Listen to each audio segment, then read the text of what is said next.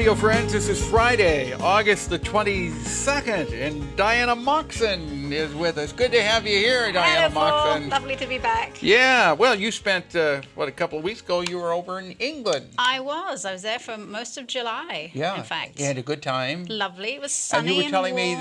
that people were complaining because it was so hot in England. It was like 80 degrees. Nobody has air conditioning. They didn't know what to do. Oh, they were sweltering through a heat wave, right? Yeah, mini heat wave. Come to mid-Missouri.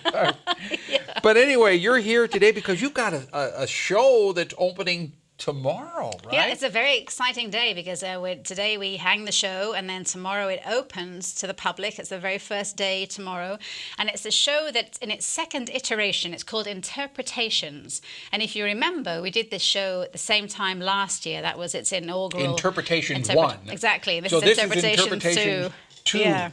And she was telling me this is a very complicated show. Why is it complicated? Well, it's one of our more complicated shows. So we started off the process for this in March, and we invited people to submit an artwork. It can be anything. And we also invited writers to submit a piece of writing that was 100 words or fewer. So just a very short, could be a poem, could be a story, could be non-fiction or fiction. Mm-hmm. And then from all of the submissions, I had a literary jury of 3 people, and they read through all of the submissions and they chose 40 pieces of writing out of the 80 or 90 that were submitted. And that's got to be hard to do. It's very hard. And then we had an artwork jury, and they went through the 100 artworks submitted, and they chose 40. So after that process, I have 40 artworks, and I have 40 pieces of writing. And then we pair them up. So if you're an artist, I send you, and you've been chosen, I send you a piece of writing, and you do a second artwork that's your interpretation of that piece of writing. Meanwhile, I have sent your artwork to the same writer,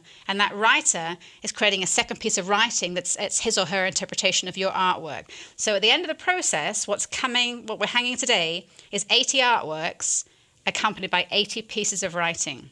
So in each case... That is complicated. In each case... While you were explaining this... You were concentrating very hard. I had to concentrate really hard to make sense of what you were saying. That's why I did it very slowly by my standards. Was this your idea? Whose idea is this? Yeah, it was my idea, but going back 4 years, we did a show called Hint Fiction, which was based on a book of the same name. And Hint Fiction was a compilation of stories in 25 words or fewer, so very, very, very short stories. And I read the book. I heard the guy being interviewed on NPR, the anthology collector.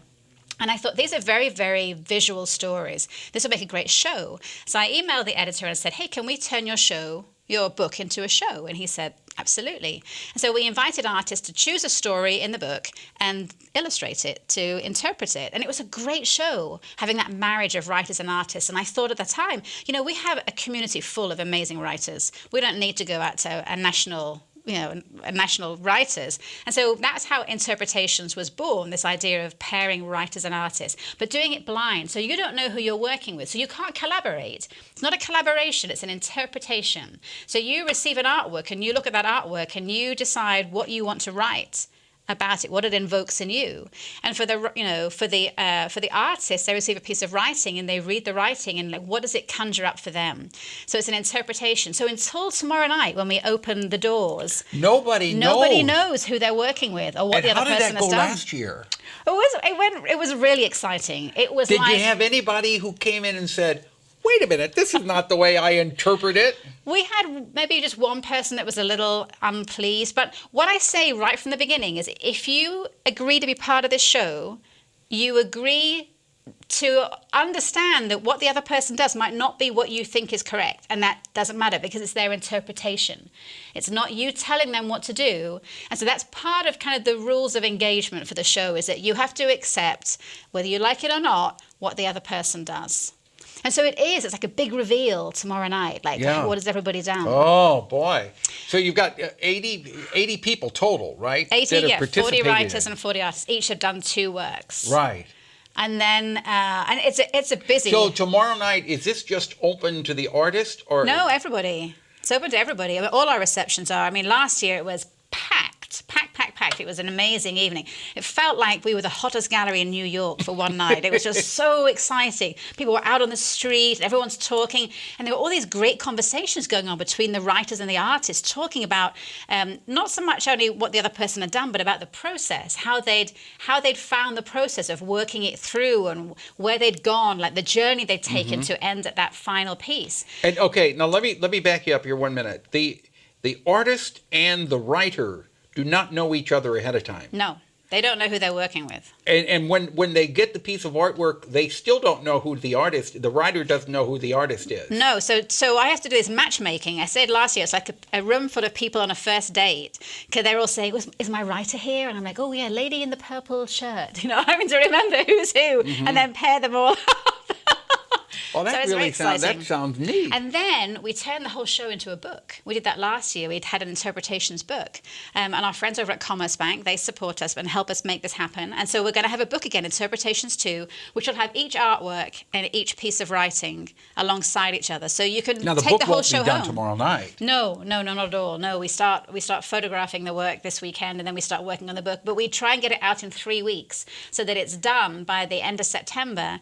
And then, like last year, we do an evening of readings where we have writers. We have usually the Missouri Theatre, and writers read their work, and then we have a pairings where we have writer and artist on the stage, and we do a little interview about the process and what they enjoyed and what was difficult and what surprised. This really is an involved project. That's why I needed the whole show, you see. I understand that. I understand.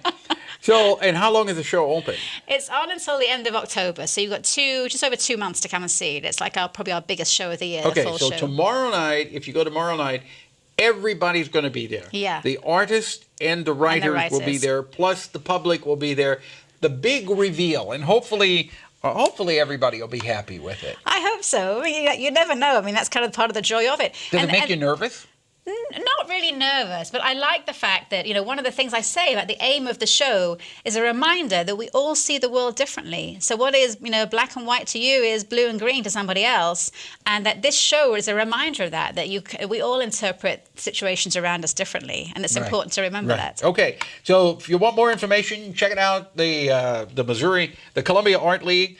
But go tomorrow night. What time? 6 to 8 p.m. 6 to 8 p.m. Meet the artist and the writers. Yeah. And exciting. Diana Moxon. Okay. Thank you, Diana Moxon. Always a pleasure having you here. Okay, we're out of time for today. We hope you have a good weekend. Our program directed by Travis McMillan, Reynolds Journalism Institute. Audio is Pat Akers from KBIA. Our floor director is Daniel Shapiro, and our assistant producer and guest coordinator, Uncle James Mauser. And I'd love to hear from you, Pepper P, Missouri.edu. Bye-bye.